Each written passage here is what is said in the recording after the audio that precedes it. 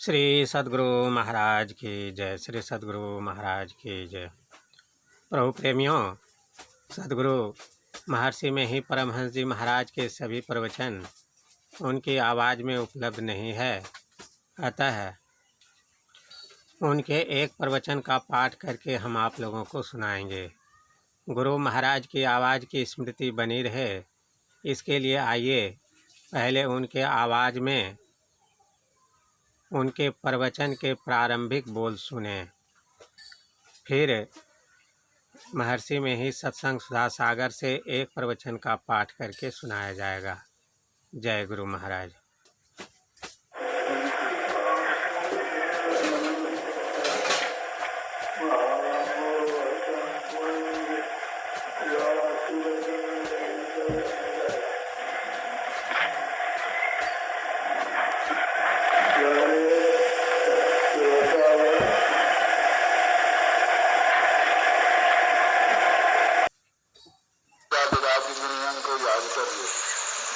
जहाँ विनय है वहाँ घमंड कहाँ।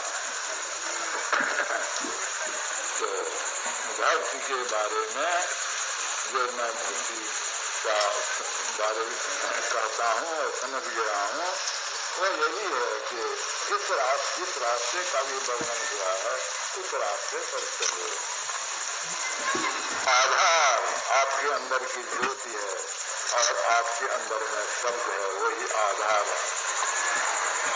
गंगा जी में कोई पड़ा हुआ है, जल में तैरता जाता है, उसका पथ जल है और जल ही जल चलता हुआ जल को पार करके सूखी जमीन पर चला जाता है। इसी तरह जहाँ तक कि कोई ज्योति में जाने चाहता है तो ज्योति ही ज्योत में जाता है, ज्योति ही पथ है, ज्योति ही शब्द अभ्यास में जाना चाहता है और शब्द ही अभ्यास करके ऊंचाए, तो शब्द ही उसके लिए रास्ता है और शब्द ही उसके लिए आधार है। शब्द को पकड़कर शब्द को पार करता है, ज्योत को पकड़कर ज्योत को पार करता है।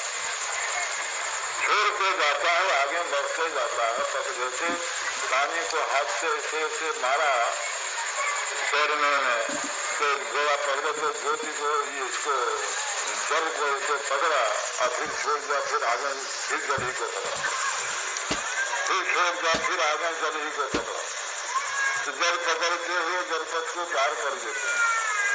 इसी तरह से ज्योत पकड़ते हुए ज्योत को पार कर देते हैं, इसी तरह से शब्द पकड़ते हुए शब्द को पार कर देते हैं। यह सही रास्ता। श्री सद्गुरु महाराज की जय। श्री सद्गुरु महाराज की जय। महर्षि में ही सत्संग सुधा सागर प्रवचन नंबर 82। 5 किस्म की मुक्ति। प्यारे लोगों, हम लोग अभी जिस हालत में हैं यह बंध दशा है। हम लोग शरीर और संसार में बंधे हुए हैं। जितने संत महात्मा हो गए हैं सभी ने इस बंधन से छूटने के लिए कहा है। इस बंध दशा से छूट जाने को मुक्ति कहते हैं। अपने यहाँ पुराणों और अध्यात्म ग्रंथों में मुक्ति के भिन्न भिन्न नाम कहे गए हैं। सालोक्य, सामीप्य, सारूप्य, सायुज्य और ब्रह्म निर्वाण, ये 5 किस्म की मुक्ति हैं। मुक्ति को उपनिषद में भगवान श्री राम ने श्री हनुमान जी को उपदेश देते हुए बताया है। चतुर्विधा तु या मुक्तिर मदुपासनया भवेत।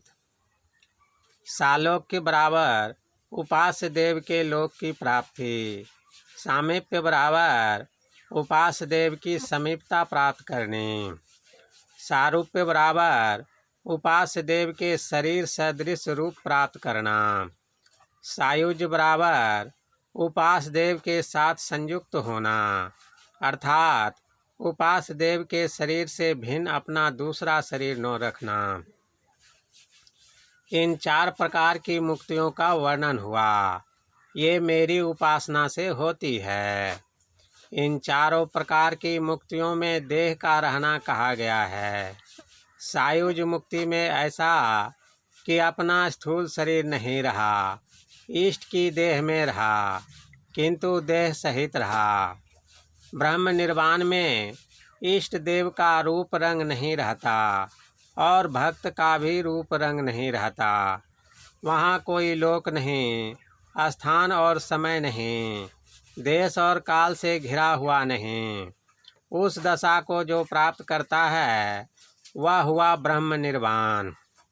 सकल दृश्य निज उदर मेली, सोवै निद्रा तज जोगी, सोई हरिपद अनुभवै परम सुख अतिशय द्वैत वियोगी। शोक मोह भय हरस दिवस निश देश काल तह नाही, तुलसीदास यही दशाहीन संशय निर्मूल न जाहि। गोस्वामी तुलसीदास जी। यह है ब्रह्म निर्वाण, विदेह मुक्ति। मुक्ति को उपनिषद में श्री राम ने हनुमान जी को यही उपदेश दिया था। इसमें कहा गया कि जब तक चित्त का स्वभाव होता रहता है तब तक बंध दशा है। चित्त का स्वभाव है मैं कर्ता भोक्ता सुखी और दुखी हूँ। इस तरह की उपज जब तक होती रहती है तब तक जीव बंधन में रहता है। कर्ता भोक्ता सुखी दुखी होने के भाव से जब वह मुक्त होता है, गोया ऐसा भाव उठता नहीं। तब जब तक उसका शरीर रहता है वह जीवन मुक्त कहलाता है, और जब शरीर छूट जाता है तब विदेह मुक्ति होती है। जैसे घड़े की दीवार फूट जाने से वह घटाकाश घट से मुक्त हो गया, उसी तरह जब साधक का शरीर नहीं रहा, प्रारब्ध नाश हो गया, तब विदेह मुक्त हो गया। वहाँ भी भगवान श्री राम के कथनानुकूल विदेह मुक्ति को श्रेष्ठ बतलाया। तुलसी कृत रामायण में भी भगवान श्री राम का उपदेश है। जीवन मुक्त ब्रह्म पर चरित सुनहि तज ध्यान, जय हरि कथान करहि रति, तिनके ही पाषाण। मुक्ति को उपनिषद में जिन 4 प्रकार की मुक्तियों का वर्णन हुआ, उन मुक्तियों से विदेह मुक्ति नहीं होती है। ये 4 प्रकार की मुक्तियाँ शरीर छूटने पर मिलती हैं, किंतु ब्रह्म निर्वाण या जीवन मुक्त ऐसा नहीं। जीवन काल में जीवन मुक्त होता है और शरीर छूटने पर विदेह मुक्त होता है। कुंभकर्ण के मरने पर उनके मुंह से एक तेज निकला, वह तेज श्री राम के मुंह में प्रवेश कर गया। रामचरितमानस में लिखा है, तासु तेज प्रभु बदन समाना, सुरमुनि सब ही अचंभव माना। 4 प्रकार की मुक्तियों में ऐसा होता है, उसमें स्थूल आवरण से छूट जाता है। भीष्म 8 वसुओं में से थे, मरने पर उनकी सायुज्यता वसु में हो गई। युधिष्ठिर की सायुज्यता धर्मराज में और श्री कृष्ण की सायुज्यता सनातन नारायण में हुई। विदेह मुक्ति वह है जिसमें कोई शरीर नहीं रहा, देश काल के घेरे में जो नहीं रहता, वह ब्रह्म निर्वाण है। गुरु नानक देव जी ने कहा है, जल तरंग जीव जली समाइया, तिव ज्योति संग ज्योति मिलाइया। कहु नानक भ्रम कटे किवारा, बहुरी न होइए जौला जीव। जल तरंग की तरह जीव ब्रह्म में लीन हो जाता है।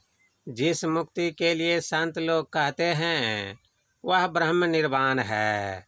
वह ऐसा सायुज्य है जहाँ कोई शरीर नहीं, किसी शरीर में नहीं समाया, निर्गुण निराकार या उससे भी परे जाकर समाया। इसी मुक्ति के लिए भगवान श्री राम ने हनुमान जी को उपदेश दिया।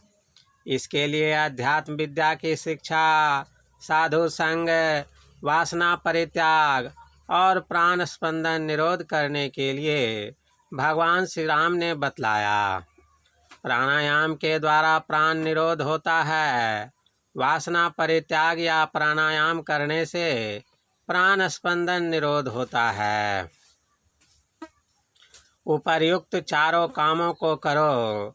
ध्यान अभ्यास से प्राण स्पंदन निरोध और वासना परित्याग होता है। साधु संग से अध्यात्म विद्या की शिक्षा मिलती है। इन चारों में दो बातों की मुख्यता हुई, साधु संग और ध्यान। जब अहंकार वृत्ति ब्रह्माकार होकर रहे तब संप्रज्ञात समाधि है। जागृत और स्वप्न में अहंकार वृत्ति रहती है। गहरी नींद में मैं हूँ या नहीं हूँ कुछ भी नहीं रहता, अचेतपन रहता है। अहंकार वृत्ति में पृथक तत्व रहता है। अहंकार वृत्ति ब्रह्माकार होकर रहने से सोहमस्मि इति वृत्ति अखंडा होती है। जब यह वृत्ति भी नहीं रहती तब असंप्रज्ञात समाधि होती है। अहम ब्रह्मास्मि में द्वैत रहता है। ब्रह्म निर्वाण में अहम ब्रह्मास्मि कहने वाला कोई नहीं रहता।